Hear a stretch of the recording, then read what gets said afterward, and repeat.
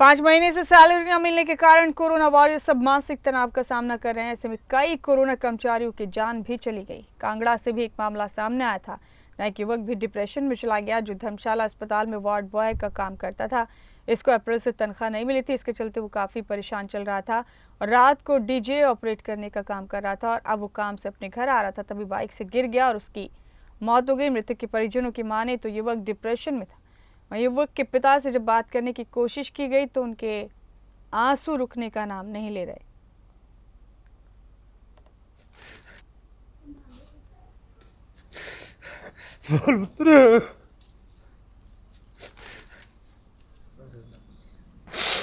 बोलना क्या बोलना, मेरा बच्चा, मेरे बुआ,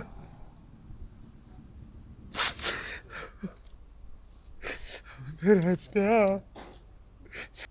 और उसको नौकरी जाने का भी डर था। वो उस वजह से ज़्यादा स्ट्रेस में था कि मेरी नौकरी चली जाएगी, उसके बाद मैं क्या करूँगा, कहाँ जाऊँगा, किस से कहाँ हेल्प लूँगा। वो इस बहुत ज़्यादा टेंशन में था। वो हमसे कोई बात नहीं करता था, बस इतना बोलता था कि मुझे अपने पैसे चाहिए बस। डिप्रेशन में था वो, बहुत ज़्यादा डिप्रेशन में था। और उसने इस डिप्रेशन की वजह से डे नाइट काम करना शुरू कर दिया था और उसको नौकरी मनोज धीमान हमारे साथी हमारे साथ बने हुए इस खबर पर। मनोज, ये तो अफसोसनाक खबरें हैं जो इस तरह से सामने आ रही हैं। कोरोना वॉरियर्स ये वो लोग थे जिन्होंने उस वक्त लोगों की खिदमत की, लोगों की सेवा की जब लोग अपने घरों से बाहर नहीं निकल रहे थे।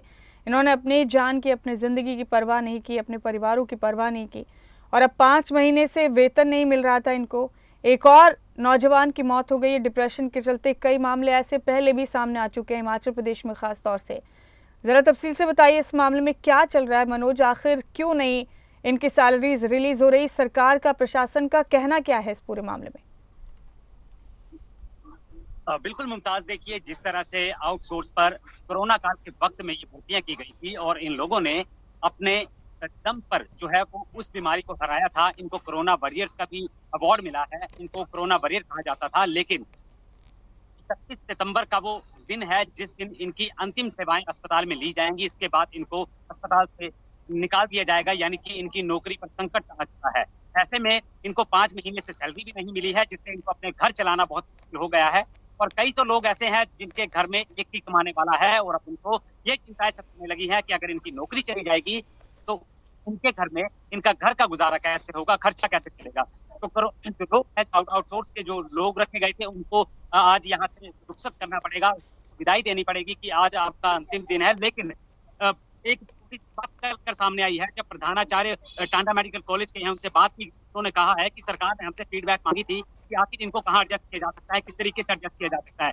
तो टांडा मेडिकल कॉलेज के प्रधानाचार्य या हिमाचल के जितने भी मेडिकल कॉलेज हैं वहां से लिख कर दिया गया है कि ये ट्रेंड लोग हैं और इनको कहीं ना कहीं एडजस्ट किया जाए। बीच से इनके लोगों के अंदर है, लेकिन आज जब इनको घरों इनकी जो नौकरी है उस पर सवाल उठना शुरू हो गए हैं। इनकी नौकरी जो है वो खतरे में है, जाने वाली नौकरी है, इनकी अंतिम दिन आज है। लेकिन इन लोगों का कहना है कि हम फील्ड में डटे हुए हैं, हम बेशक हमें 5 महीने से सैलरी नहीं मिली है लेकिन हम अस्पताल को नहीं छोड़ेंगे। मैं उन लोगों तक ले चलता हूँ जो लोग यहाँ पर हुए हैं, अपनी नौकरी को बचाने की बात कर रहे हैं। तो उससे भी बात करेंगे। क्या नाम क्या है आपका? किस तरह देखते हैं आपकी जो जॉब जाने वाली है?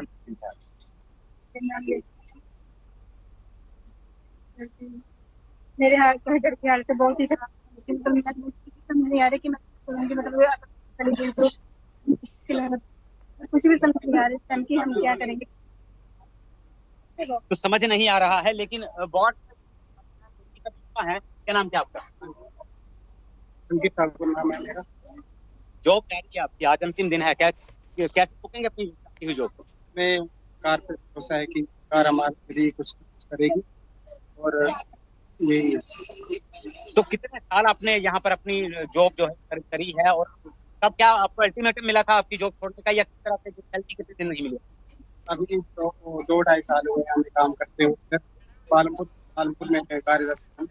तो अभी हॉस्पिटल से ही हमें इंटीमेट किए से मतलब नहीं आ रहे हैं, कल से मतलब एक तो नहीं आना है। आप जाएंगे या नहीं जाएंगे? जाएंगे लेकिन अभी सब इकट्ठा होके घेर करते हैं। तो मुमताज, बिल्कुल देखिए, जाहिर सी बात है कि नौकरी जाने का खतरा किसको नहीं होता। हालांकि इन लोगों को खतरा जो है बिल्कुल साफ नजर आ रहा है। अल्टीमेटम नहीं किया गया था, बता दिया गया था कि 31 सितंबर नौकरी का आखिरी दिन होगा। आउटसोर्स पर ये कर्मी रखे गए थे। पिछले 5 महीनों से लोगों को तनख्वाह नहीं मिली है। इससे आप जाहिर सा अंदाजा लगा सकते हैं कि कितनी मुश्किल भी लोग काम कर रहे हैं, कैसे अपनी रोजमर्रा की जिंदगी जी रहे हैं। लेकिन उसके बाद भी ये लोग जो है डटे हुए हैं। इनका कहना है कि हम अस्पताल का प्रांगण नहीं छोड़ेंगे, भले ही हमें बाहर कड़कती धूप में या बारिश में क्यों ना बैठना पड़े। जी, मनोज आप बने रहिए हमारे साथ। हमारी खबर पर नज़र लगातार बनी हुई है इस खबर पर, और हम कोशिश कर रहे हैं कि जो कंसर्न लोग हैं यहाँ इस इलाके के, उन कंसर्न लोगों से बातचीत कर सकें, उनसे सवाल पूछ सकें कि आखिर ये कोरोना वॉरियर्स जो हैं, जिन्हें कोरोना वॉरियर का नाम दिया गया था, वो कब तक इसी सूरत हाल में जीते रहेंगे। तो कोरोना कर्मचारियों को लेकर हिमाचल में राजनीति भी शुरू हो गई है। बीजेपी ने कोरोना योद्धाओं के लिए स्थायी नीति मांगी है। बीजेपी के प्रदेश मीडिया प्रभारी कर्ण नंदा का बयान भी सामने आया। उन्होंने कहा कि 3 या 4 महीने की नीति नहीं चलेगी। कोरोना योद्धाओं ने कोरोना के वक्त सेवा की थी। कर्ण नंदा जी हमारे साथ फोन लाइन पर भी मौजूद हैं इस वक्त, तो उन्हीं का रुख करेंगे। कर्ण नंदा जी, स्वागत है आपका खबरें अभी तक पर। बहुत गंभीर मुद्दा है जिस पर हम बात कर रहे हैं, कोविड वॉरियर्स, जिन्हें वॉरियर का नाम बाकायदा तौर पर दिया गया था, जिन्होंने अपनी ज़िंदगी की परवाह किए बगैर ऐसे वक्त में काम किया जब लोगों की जान के लाले पड़े थे। अब ये वॉरियर्स अपनी रोजी रोटी की जद्दोजहद में लगे हैं। नंदा साहब, आप लोगों ने आवाज़ उठाई भी है, आखिर कब तक यूं ही अपनी रोजी रोटी के लिए सड़कों पर बैठेंगे? दूसरा, ये डिप्रेशन के चलते कई लोगों की जान चली गई है। बिल्कुल, आप देखिए कि किस प्रकार से भारतीय जनता पार्टी ने, जब कोविड काल चल रहा था, तो उस टाइम आशा वर्कर और इन कोविड वॉरियर्स, जिनको हम कहते हैं कि कोविड योद्धाओं, उनके दम पर जो है वो बिल्कुल समाज की सेवा की थी। आप देखिए इनका कितना एक बहुत अहम रोल है, क्योंकि जब लोग घर पे बैठे थे तो ये जाके कोविड वैक्सीनेशन की भी सप्लाई कर रहे थे, और साथ में जो है घर घर जाके जो है ये दवाइयां भी लेके जा रहे थे, और साथ में घर पे जाके समस्याओं को भी सॉल्व कर रहे थे। पूरी मॉनिटरिंग, चाहे थर्मोमीटर के माध्यम से हो, चाहे टेलीफोनिकली माध्यम से हो, इनका एक बहुत बड़ा योगदान जो है वो कोविड के समय रहा था।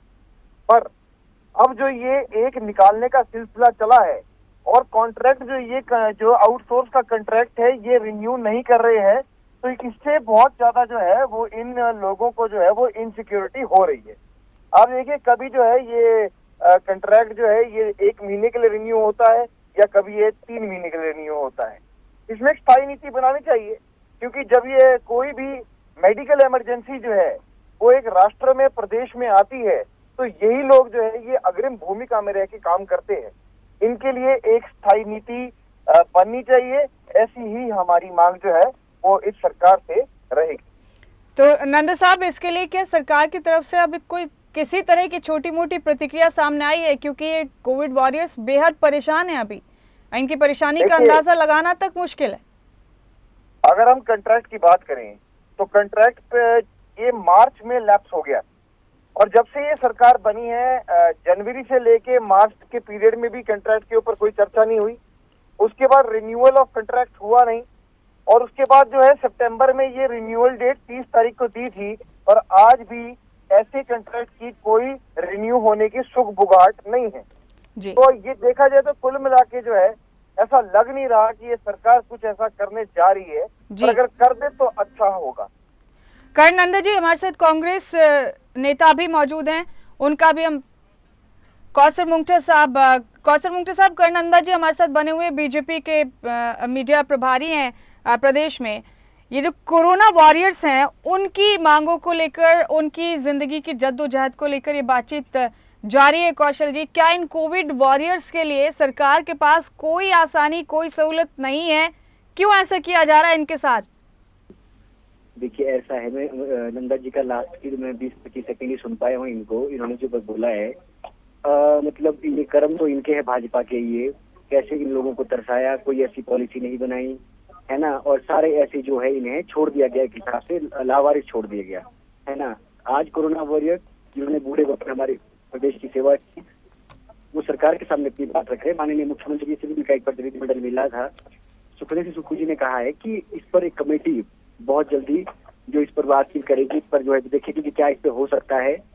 वो जो है बना ली जाएगी। और जो भी पिछले 2-3 हमारे मंत्री इसमें इसको स्टडी कर रहे थे कि अभी क्या इसमें हो सकता है, तो मुझे लगता है कि सरकार इनको ऐसे लावारिस नहीं छोड़ेगी, जल्दी ही इनके ऊपर कोई निर्णय लिया जाएगा। फिलहाल जो है अभी कोई ऐसी जानकारी मेरे पास भी नहीं है कि इनके लिए अभी जो है वर्तमान में कोई स्टेप उठ रहा हो, लेकिन मुझे पूरा विश्वास है, माननीय मुख्यमंत्री जी ने कहा है कि बहुत जल्दी इन लोगों के लिए जो है ना अच्छा एक निर्णय लिया जाएगा, जिसमें कि इनको जो भाजपा ने इनको लावारिस छोड़ा हुआ था, इन्होंने सेवाएं दी अपनी सेवा, वो हम इनके साथ होने नहीं देंगे। ये मैं कहना चाहता हूँ आपके माध्यम से। कौशल मुंगटा साहब, ये अच्छी बात है अगर इस तरह से आप लोगों ने सोचा है तो, लेकिन क्या आपकी जानकारी में ये बात है कि कई कोरोना वॉरियर्स डिप्रेशन की जद में भी आ चुके हैं, उनकी जान तक चली गई है इस फिक्र में कि कहीं उनकी नौकरी ना चली जाए, उनका भविष्य क्या होगा, परिवार को कैसे पालेंगे? क्या आपकी जानकारी में है ये बात? इन्होंने पक्की तरीके से तो भाजपा ने रखा नहीं है ना, कई लोगों को आउटसोर्स पे रखा, कई लोगों को मतलब ये है कि काम लिया और फिर छोड़ दिया। तो ये भाजपा सरकार के कर्म है। मुझे इस तरह की जानकारी नहीं है डिप्रेशन वाली जो आप बात कर रहे हैं, लेकिन इतना जरूर है कोई भी व्यक्ति होगा अगर उसकी नौकरी पाएगी तो वो डिप्रेशन में जाएगा। ये बात कोई ऐसी बात नहीं है, लेकिन सरकार भी कानूनों के तहत ही रख सकती है। सरकार इस पर प्रॉपर जब पॉलिसी बनेगी तभी रखा जा सकता है। इस आधार पर कि आप लोग क्या अब स्थिति है, उस आधार पर नहीं रखा जा सकता। प्रॉपर जो कानून है प्रदेश के अंदर, जो व्यवस्था है, उसको स्टडी करने के बाद हमारी जो कमेटी का निर्णय होगा, सरकार जो इनके जो हित में फैसला लेगी। ऐसा नहीं होगा कि इनको छोड़ दिया जाएगा, परंतु भाजपा हम पर इल्जाम लगा रही है, अच्छी बात नहीं है, आपको ऐसा नहीं कहना चाहिए। ठीक है, पूछ लेते हैं भाजपा से भी। करण नंदा जी, आप हमारे साथ बने हुए हैं। कौशल मुंगटा जी सीधे तौर पर ये कह रहे हैं कि भाजपा ने क्यों नहीं परमानेंट तरीके से इन कोरोना वॉरियर्स की नियुक्ति की, क्यों इस तरह इनको लावारिस छोड़ दिया? हम कोशिश कर रहे हैं कि उनके लिए चीजें बेहतर हो सके।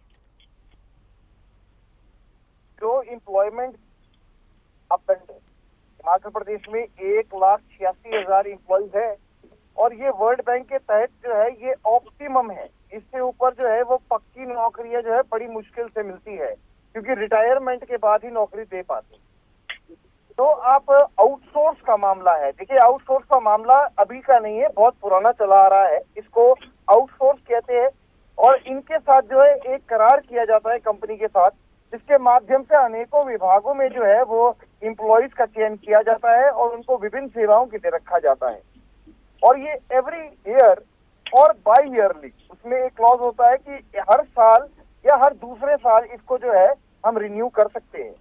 और करने का जो रिन्यू है उसका दायित्व जो है वो प्रदेश की सरकार का होता है, क्योंकि जब प्रदेश की सरकार उस कंपनी को पैसे देती है तो कंपनी आगे जो है वो मुलाजिम को पैसे देती है। ये बहुत सिंपल सा प्रोसीजर है, इसलिए इसके ऊपर कोई जो है नीति नहीं आ पाती है।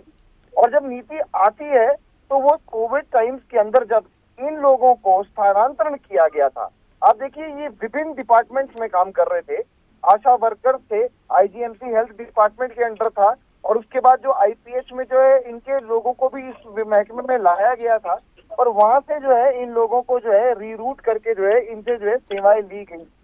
तो इनके ऊपर जो है स्थायी नीति जो है वो सरकार जो है उसको लाने के लिए जो है वो कार्य करना पड़ता है।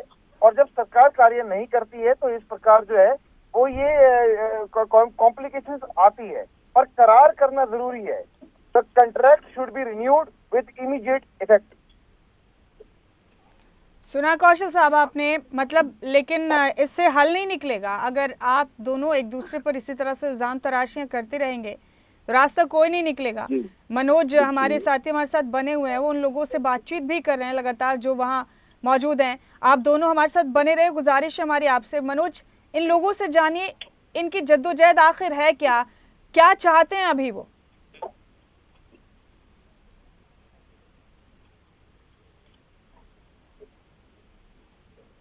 क्या है और किस तरह से इनके साथ जो है वो सरकार की एक बात हुई है, सरकार ने क्या कहा है, और अब इनका आज अंतिम दिन है।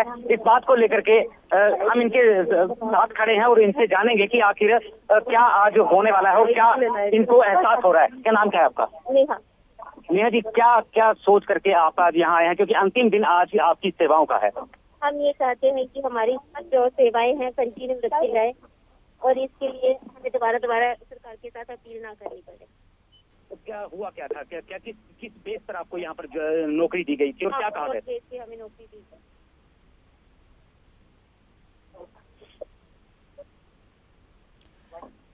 मनोज, आवाज नहीं ठीक से आ पा रही है। कौशल जी, आपने सुना ही होगा लोगों को, क्योंकि ये चिंता सता रही है कि आज आखिरी दिन है उनका, उनके कामों पर घर का रास्ता दिखा दिया गया उन्हें सरकार की तरफ से। तो जिस आप स्ट्रैटेजी की आप बात कर रहे हैं कौशल मुक्ता साहब, कि जो तैयारियां सरकार की तरफ से अब की जाएंगी इन कोरोना वॉरियर्स के लिए, क्या वो पहले नहीं सोचा जा सकता था? इसकी नौबत ही नहीं आती कि उन्हें घर भेज दिया जाए? नहीं, देखिए सुन लीजिए मेरी बात। हमारे उप मुख्यमंत्री साहब ने विधानसभा के अंदर ये बात कही है कि जो आउटसोर्स पर रखे जाने वाले लोग हैं, ये छोटी संख्या नहीं है, बहुत बड़ी संख्या है। ये सिर्फ कोविड वॉरियर्स नहीं है, और भी लोग आउटसोर्स पे जॉब कर रहे हैं। परंतु मेरा कहने का तात्पर्य यह है, अगर इनको स्पेशली कोविड के समय रखा गया था आउटसोर्स पर और कंपनी के अधीन रखा गया था, मुझे लगता है कि आज अगर इतनी भारी संख्या में उन लोगों को डिपार्टमेंट में लेना है, कोविड तो रहा नहीं है ना। अगर इनको आज डिपार्टमेंट में लेना है या किसी पॉलिसी के तहत इनको लाना है, या इनको विभाग में इनका विलय करना है, या इनको रखना है, या इनकी सेवा कंटिन्यू करना है, तो इसके लिए प्रॉपर पॉलिसी फ्रेम करनी पड़ेगी और इसमें बहुत होमवर्क करने की आवश्यकता है। और मुझे लगता है कि जिस प्रकार की वित्तीय हालत प्रदेश की इस वक्त है, भाजपा ने उनको 90,000 या 92,000 करोड़ रुपए प्रत्यक्ष और अप्रत्यक्ष में डुबाया है, तो मुख्यमंत्री जी को सोचना पड़ेगा इस बारे में। कौन मुख्यमंत्री या कौन सरकार नहीं चाहती कि उनके लोगों को सेवाएं मिले, उनके लोगों को सहूलियतें मिले, परंतु अब हम वित्तीय हालत को भी देखना पड़ेगा। तो मैं कह रहा हूँ ऐसा नहीं कि इनको एकदम से जो इस प्रकार सवारी छोड़ दिया जाएगा। सरकार इनके बारे में सोच रही है, मुख्यमंत्री ने संवेदनशील तरीके से बात रखी है, माननीय उप मुख्यमंत्री ने विधानसभा के अंदर बात रखी है। अब आउटसोर्स की जो ये पॉलिसी हिंदुस्तान ठीक है कौशल मुक्ता साहब, हम उम्मीद यही कर सकते हैं कि जो आप कह रहे हैं उसका रास्ता भी आप लोगों को जल्द सूझे, किसी भी तरह हो इस मामले का हल निकले, ताकि लोग जो परेशान हैं उनकी परेशानी खत्म हो सके। बहुत शुक्रिया कौशल मुक्ता जी इस बातचीत के लिए। करनंदा जी आपका भी बहुत बहुत शुक्रिया इस आम बातचीत के लिए।